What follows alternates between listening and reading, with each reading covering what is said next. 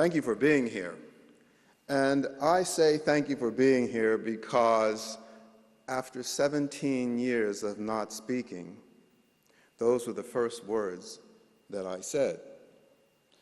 And my mother, sitting out in the audience on the 20th anniversary of Earth Day in Washington, D.C., jumped up and shouted, "Hallelujah, Johnny's talking."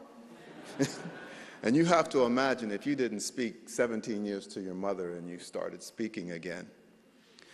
My father said to me, he said, "That's one."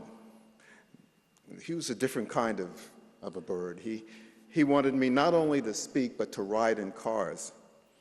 And I kind of turned around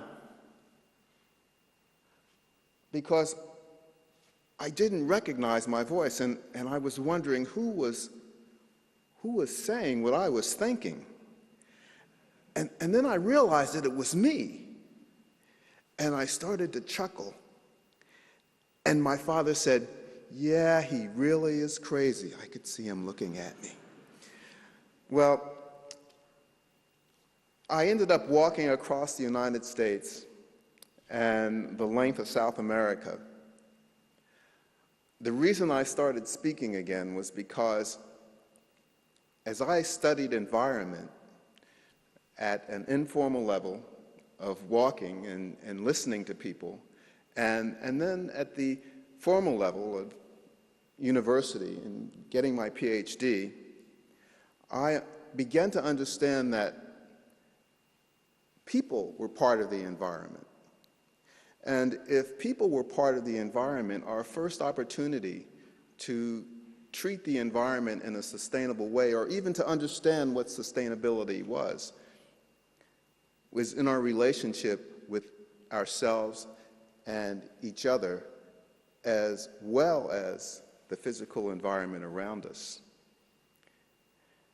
And so I started to speak, and that was the message that I took to the world. But today I'm here to talk about the Great Ocean Walk.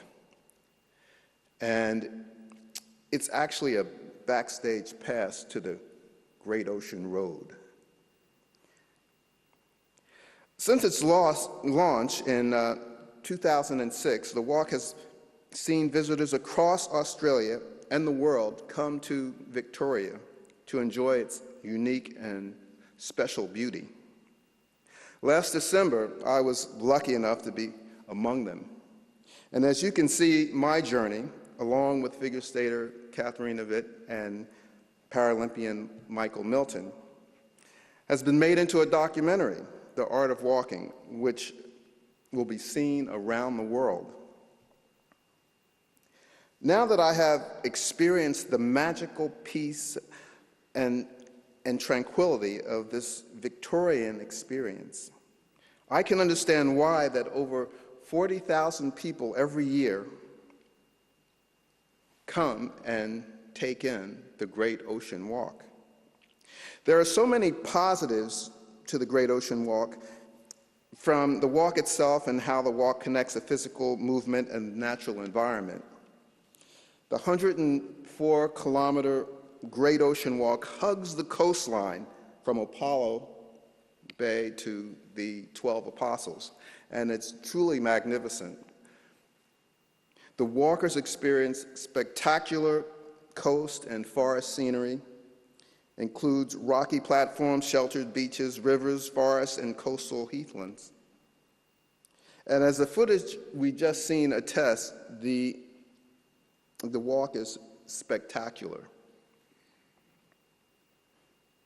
As an environmentalist, the walk made an impact on me, and I was impressed by the links it made between the 3 national parks, Marengo Reef Marine Sanctuary, the Great Otway National Park, and Port Campbell National Park.